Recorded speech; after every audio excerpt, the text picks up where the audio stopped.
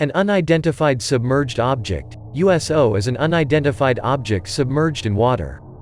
Hundreds of times in the past years large fleets of ships and planes have been deployed in remote parts of the world to search for, and even to attempt to destroy, mysterious submarines which apparently belong to no known nation. These phantom subs have been sighted by entire crews of ships and planes, and have been tracked on radar and sonar. On several occasions they have been trapped in coves, fjords, and rivers, yet they have always managed to elude their pursuers. Eyewitness descriptions indicate that these strange underwater craft are considerably larger than any US or Soviet atomic submarine. Their surfaces and superstructures are perfectly smooth, and they don't have any visible hatches, potholes, or equipment. And what is even more incredible, there are now a number of well-authenticated sightings in which the objects have not only surfaced but have actually risen into the air and lumbered off like giant dirigibles. Captain Nemo Lives, a retired naval officer in Silver Spring, Maryland, recently chuckled, referring to Jules Verne's fictitious super submarine captain. "I saw one of the things during WW2 in the North Atlantic. We were on anti-submarine duty near Greenland when we came upon the biggest sub I've ever seen. It was on the surface. We thought it was a Nazi sub, maybe a new secret weapon of some kind, and all the guns on our destroyer opened up. It had a big, glass-smooth conning tower, so we knew it wasn't a whale. As soon as our shells started dropping around it, it took off. And it traveled faster than any submarine could. It was over the horizon in a matter of minutes. We couldn't catch up with it." Although these submarines have been sighted in all parts of the world, they display a curious tendency to linger above the Arctic Circle near the Scandinavian countries, in treacherous, iceberg-filled waters.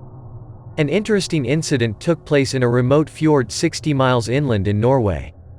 The Norwegian Navy, aided by NATO ships and planes, failed to capture the mystery sub. A fisherman named Mons Langedig was standing on the shore of the Sognefjorden near Vangsnes, Norway, on the afternoon of November 12, 1973. When he was startled to see what looked like a periscope rippling the surface of the water. That night, the Vangsnes Ferries radar picked up an unexpected blip. Other sailors saw the huge, dark object and assumed it was a whale, even though it was unusual for a whale to be so far inland. Within a week there were 10 reported sightings of the craft, and a Norwegian defense unit had detected a large, metallic, something, moving about the fjord. The warship Trondheim sailed up the waterway and made sonar contact with the object. The Norwegian Defense Command formally announced the presence of an unidentified foreign submarine. More ships and equipment were rushed to the area. "We cannot engage in guesswork," Defense Minister Johan Klepp told reporters. "We must stick to the facts. And they are that a foreign submarine is in Norwegian waters. This fact is based on both visual and technical information. The entrance to the fjord is 650 feet deep and the entire waterway is bordered by high mountains. There is nothing of military significance in the area, so there was no reason for a foreign spy sub to be there," Norwegian newspapers pointed out. However, ships from the NATO fleet were staging military exercises in Norwegian waters at the time, so there was some speculation that the submarine could be a Russian craft spying on the maneuvers. But Norway was engaged in delicate diplomatic negotiations with the Soviet Union at the time, and it would have been a foolish blunder for the Russians or any Iron Curtain country to endanger those negotiations by blatantly violating Norwegian territorial waters. The presence of the submarine became a major political issue in Norway as the press and public clamored for action. Norway not only sent its entire navy of 30 warships and submarines into the fjord to investigate, but elements of the NATO fleet, including American and British vessels and helicopters, were rushed to the scene. The location of the submarine was pinpointed precisely with sonar, and the fleet cut off all possible avenues of escape. Depth charges were systematically released throughout the area in an effort to force the sub to the surface. Norwegian authorities boasted that the sub could not possibly get away and that the mystery would soon be solved. "It is our duty to defend our country," Norwegian General HF Zeinur Gundersen announced, "and chase away any ship or submarine hiding in our waters. We can't help it if it belongs to a major nation." Despite the tight net of warships in the Sognefjorden, the sub seems to have escaped around November 23. That evening witnesses on a branch of the fjord, the Lusterfjorden, reported seeing a great dark object moving near the surface for 7 minutes before it disappeared. Almost simultaneously, a warship in the Orlandsfjorden, Yet another branch of the main fjord reportedly picked up a large object on their instruments. And a 14-year-old boy, Martin Nielsen, told authorities he had seen 6 rockets shoot straight up out of the water and disappear into the air. It could have been signals to persons on shore, one Norwegian newspaper suggested. That night, high up in the nearly inaccessible ice-covered mountains near Orlandsfjorden, a series of red and green lights began flashing. The Norwegian military commanders began referring to light phenomena, which included a mysterious helicopter that did not belong to the fleet. On the evening of November 24, the fleet made a massive attempt to bomb the waters and force the sub to the surface. Suddenly there was total chaos as all the electronic gear on all the ships went out of order. Radio communications between the ships became impossible and radar and sonar equipment became useless. That was the last big battle. On November 27, the Norwegian government announced that the sub was gone. "I am sorry to say that we could not bring the submarine to the surface and identify it," Minister Klepp told the Norwegian public in a special television broadcast. A heavy lid of security was lowered over the entire embarrassing operation and the Norwegian and NATO fleet left the fjord empty-handed. Somehow the huge submarine had escaped to the open ocean 60 miles away. 4 frigates, a torpedo boat and other vessels that were guarding the entrance to the fjord never made contact with the fleeing sub. In the Soviet Union, the government newspaper Izvestia labeled the affair a witch hunt, and emphatically denied that the sub belonged to any Soviet bloc country. A week after the Great Norwegian Sub Scare ended, witnesses along the Hardangerfjorden, 10 miles south of the Sognefjorden, reported seeing a periscope and conning tower in the water. Embarrassed Norwegian officials said they would press a new search for the object. On December 7, and again on the 9th, fishermen in the Disko Bay area of Greenland reported seeing a mysterious submarine deep inland in a fjord there. Denmark rushed a warship with a helicopter to the region. Perhaps the Norwegians and Danes should have consulted the Swedish authorities because the Swedes have been chasing phantom submarines for years.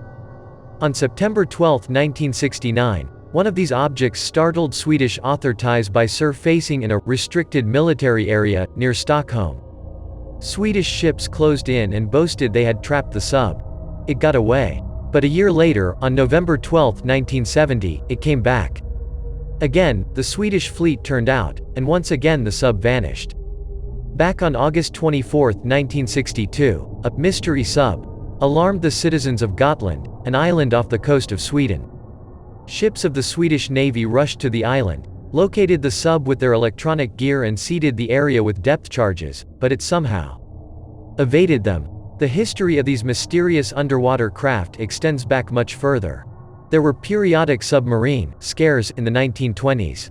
The popular theory then was that they were renegade German submarines left over from WWI. Of course, subs then, as now, required considerable logistical support for fuel, food, and supplies.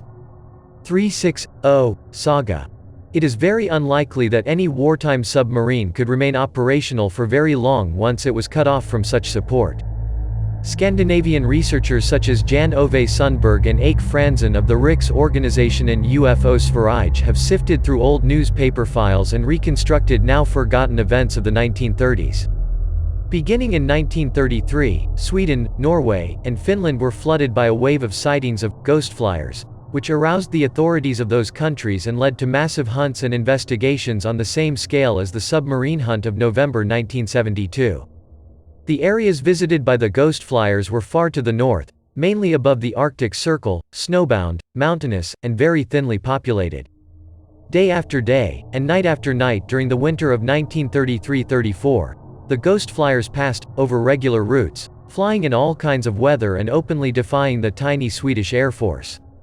Some of the ghost flyers were described as ordinary-looking airplanes, painted gray, with no visible identification numbers or insignia. Some were multi-engine craft. They often flew in format ions of 3 or 4 at treetop level over towns and villages, while at the same time many people reported receiving strange signals on their radio sets. And a number of mysterious, unidentified ships were sighted in the frosty Arctic waters. There were all kinds of theories and speculations, but none of them fitted all the facts. The Soviet Union had no real air force at the time and little aircraft industry. Hitler had just come into power in Germany and had not yet begun to rebuild the Luftwaffe. In any case, it would have been sheer insanity for any foreign power to risk military flights over the Scandinavian countries because an accident could have sparked another world war.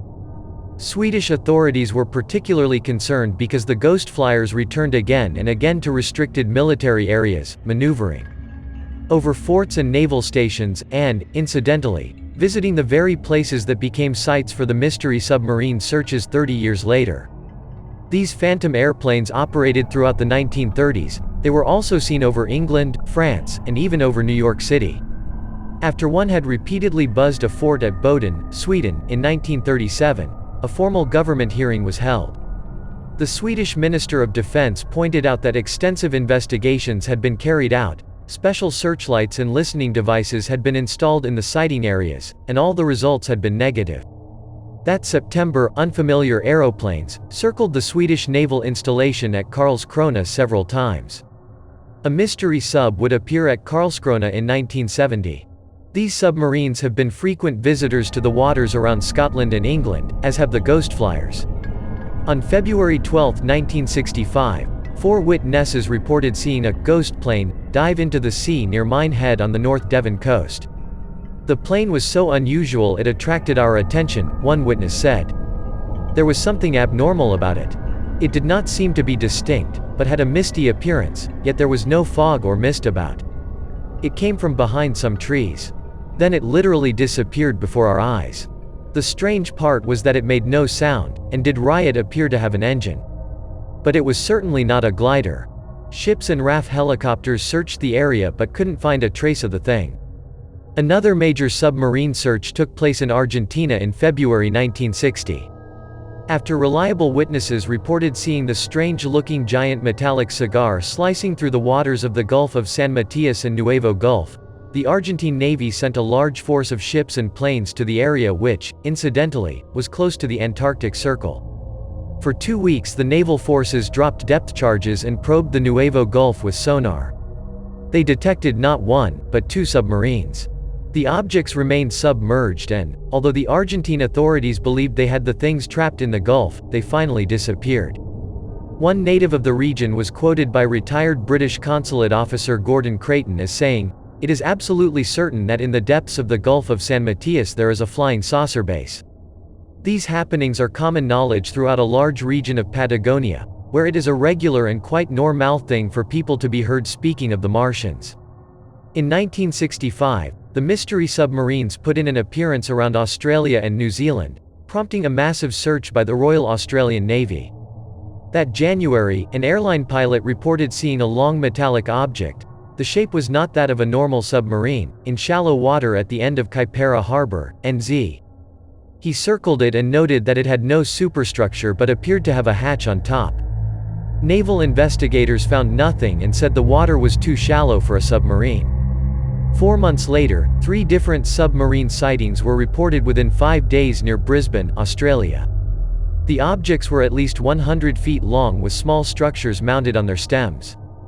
In June, a private pilot, Mr. C. Adams, and a television cameraman, Les Hendy, saw 5 mysterious objects floating in the water about 150 miles north of Brisbane. Typically, a curtain of silence fell over the Australian Navy after they looked into these incidents. At midnight on July 30, 1967, a luminous submarine object startled the crew of an explosive-laden cargo ship, Naviero, off the coast of Brazil. Captain Julian Ardanza reported, "We clearly saw a strange body to starboard of the forecastle. It was 30 meters, 90 feet long. The object was seen submerging with a resplendent, clean silhouette and a rare blue and white luminosity. Our ship maintained its speed. The object increased its speed and turned to port paw sing underneath our feet. Then it disappeared very rapidly.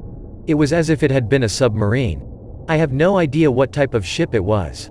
Argentina, Brazil, and most of the countries of South America have experienced repeated UFO waves throughout the past 20 years. Argentina has also produced a number of mystery airplane reports. These objects, like the Scandinavian ghost flyers, look like conventional aircraft but are usually gray or solid black, display no markings or insignia, thus violating international law, and of 10 maneuver at treetop level in eerie silence. Floating and submerging UFOs have frequently been seen in South America. At 11:40 a.m. on June 27, 1970, 8 witnesses observed a disc-shaped object on the water off the coast of Leblon, a suburb of Rio de Janeiro, Brazil. It was about 18 feet in diameter and had a transparent dome on top. 2 crewmen, thickish set and quite small, dressed in shining coveralls, were clearly seen working on the top of the object. It remained in view for about half an hour, then it skimmed along the surface of the sea for 100 yards and rose into the air. One of the witnesses, Dona Maria Nazaire, said she could see the 2 occupants sitting inside the dome as the disc flew off. This was one of the best of the rare daylight sightings of hard, solid machine-type objects. In March 1966, an Argentine farmer named Carlos Corazon claimed he watched a strange cigar-shaped flying machine plunge into the Atlantic near Deseado below the San Jorge Gulf. It was gray-black and perfectly smooth, with no visible markings, windows, or appendages. When he first saw it, Corazon said, it was chugging along in the air, making a noise like an automobile with a sputtering engine. It began to make popping, explosive sounds and then crashed into the sea. It did not float at all, Corazon told investigators. It just hit the water with a huge splash and went down quickly. There are now hundreds of reports of flying objects plunging into bodies of water and disappearing. See, Mysterious Salt Water Saucer Bases, by Ivan T. Sanderson, Saga, June 1971. Some of these stories are quite baffling. A bus driver in Walthamstow, England, swore he saw a silvery cigar-shaped object drop out of the sky and splash into the River Lee. On the way down it severed telephone lines and cut a deep gouge in the towpath beside the river. But when the police dragged the river they found it was only 6 feet deep. Scandinavian authorities have dragged many remote lakes in northern Sweden after witnesses reported seeing something splash into them from the sky. In 1968 a massive military and scientific search team was sent to Andersviksburg, Dalarna, to search the bottom of Lake Uppramen for some trace of the thing that had made a gigantic hole in the ice, a hole that covered several square miles. Their efforts were in vain. A majority of all reported UFO sightings are LITs, lights in the sky. The USAF labeled them meandering nocturnal lights. Many of these LITs are probably natural phenomena, bolides and meteors, and even the normal lights of high-flying aircraft mistaken by overzealous witnesses. No astronomer or scientist has really attempted to study and classify these LITs, and until such classification is undertaken, ufologists will continue to face a hopeless tangle of unidentified but possibly identifiable aerial lights. A very small percentage of all known sightings are of seemingly real, solid Mach chines of some sort, usually in the disc or cigar-shaped configuration. These sightings form the core of the flying saucer mystery. Interestingly, nearly all of these rare, hard, sightings take place near or over bodies of water, lakes, rivers, fjords, oceans. In another age, the frequent appearances of strange objects and beings around water produced the water sprite lore. Fairies and leprechauns were often seen around lakes and rivers, occasion ally collecting water in receptacles, just as the small ufonauts in modem flying saucer cases have been reported gathering water with pails and hoses. Interestingly, while the cases of UFOs landing inland are most often witnessed by solitary individuals, the water sightings are often reported by entire ship's crews, and the documentation in ship's logs is thorough and exact, particularly when sonar and radar are involved, which happens often. Water sightings, therefore, form a body of evidence worth very serious consideration, and the investigation of these occurrences falls more properly into the hands of the U.S. Navy than the Air Force. Over the years there have been many hints that the Navy is, in fact, more concerned with UFOs than the USAF. When officers of the Royal Australian Air Force were investigating flying saucer landings in 1966, they admitted they were employing instruments and techniques developed by the U.S. Navy. And it was the Office of Naval Research, ONR, that played a central role in the famous Jessup Allende affair in the 1950s. Carlos Allende submitted some very interesting UFO documents to astrophysicist Morris K. Jessup through the ONR. After a UFO had pursued his plane in 1954, Sec. of the Navy Dan Kimball ordered the ONR to begin its own flying saucer investigation. The late Ivan T. Sanderson, a famous zoologist and one of the world's foremost investigators of the unexplained, had served in British naval intelligence in the Caribbean during WW2. He saw and reported so many unusual objects in the water and the air that his superiors finally asked him to ignore them. In later years, Sanderson devoted a lot of time to collecting and cataloging water sightings. He developed an elaborate theory suggesting that all real UFOs were probably based in the world's oceans and from some other planet. One of Anderson's favorite cases occurred in 1963 in the Atlantic, several hundred miles from Puerto Rico.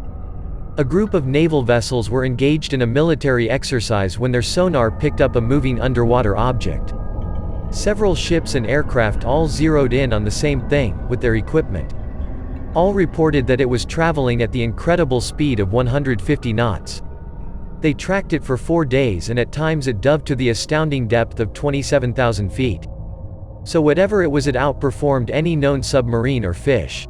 In addition to all of this extraordinary evidence, there have been scores of accidents at sea in which ships were badly damaged when they collided unexpectedly with metallic objects in open water. The trawler Star of Freedom was mangled when it smashed into a surfacing submarine off the coast of Scotland on February 3, 1965. A thorough check disclosed that no known submarine was operating there at the time. Another trawler, the Silvero, ran into an unknown object that could have been a submarine along Sweden's Baltic coast in November 1969. In February 1970, 2 different ships in the Mediterranean collided with submarine objects. A Tunisian tanker Tabarka, and the Italian liner Angelino Loro. Both sustained damage when they struck mysterious underwater craft. If we simply disregard the saucer-type stories and concentrate on the mystery airplanes and mystery submarines, we find that there is considerable evidence indicating that someone is operating a clandestine air force and navy on this planet, and that they have been doing so for many decades. There were mystery airplane sighting all over the world in the period of 1909–1914 when there were very few primitive man-made planes in existence. And those planes had such limited capabilities they could not have been responsible for the sightings. The mystery ships and submarines have been busy since the 1920s, and possibly longer. Very little foreign news from Greenland and Scandinavia reached researchers in the 19th century. The patterns indicated by the data out may be situated somewhere in the remote wasteland of the Arctic Circle. These bases could be underwater. There could even be a network of connecting underwater tunnels or channels in the various deep fjords of Scandinavia, which would account for the submarine's ability to elude pursuers and reappear unexpectedly in neighboring fjords. One theory is that the ghostlier sighting of the 1930s was a logistical operation where fuel, food, and construction supplies were being flown into northern Scandinavia from Europe. Somewhere among the inaccessible mountains and fjords, great bases were built by some mysterious but well-financed organization. The phantom planes, flying discs, and submarines are stored there. Personnel could be recruited easily, even kidnapped. Hundreds of thousands of people disappear inexplicably each year on this planet. Some of them could end up in those bases, suffering from amnesia, their pasts wiped away. Scattered witnesses in Canada, South America, and the Pacific have continually reported unexpected encounters with men in military-type uniforms, but not any known type of uniform in areas where UFOs and mystery submarines have been seen. Could they have been members of this strange, secret navy? Today the armed services of several nations have had extensive experiences with these objects and, very probably, with the personnel connected with the objects. The U.S. Navy has repeatedly chased phantom subs from Florida to Maine and along the coast of California. Yet information about these incidents is more closely guarded than flying saucer reports. Officials are very uptight over these incidents and they might even be worried. After very prolonged consideration of this, Ivan Sanderson wrote, "I have been forced to agree that officialdom, and I use the expression collectively, knows no more about the business than Huffs or anybody else, and that they are just plain scared. There is nothing that officialdom dreads more than having to admit that it doesn't know what is going on, or what everything or anything is, admit that they have no answers or remedies." One group of UFO buffs has long argued that beings from another planet are quietly preparing to invade and take over Earth. The Arctic bases could be part of their preparation, according to this theory. Another group, spearheaded by Wisconsin editor Ray Palmer, has watched the UFO activity in the Arctic and Antarctic for years, claiming that flying saucers were coming from holes at the poles. Entire generations of officials in Norway and Sweden have had to lapse into confused, and perhaps frightened, silence. The U.S. Navy still keeps silent. But, somewhere out in the vast oceans of the worlds there are definitely submarines that can move faster and dive deeper than anything owned by the US or other countries. There are aircraft that can dive into the water and convert into submarines.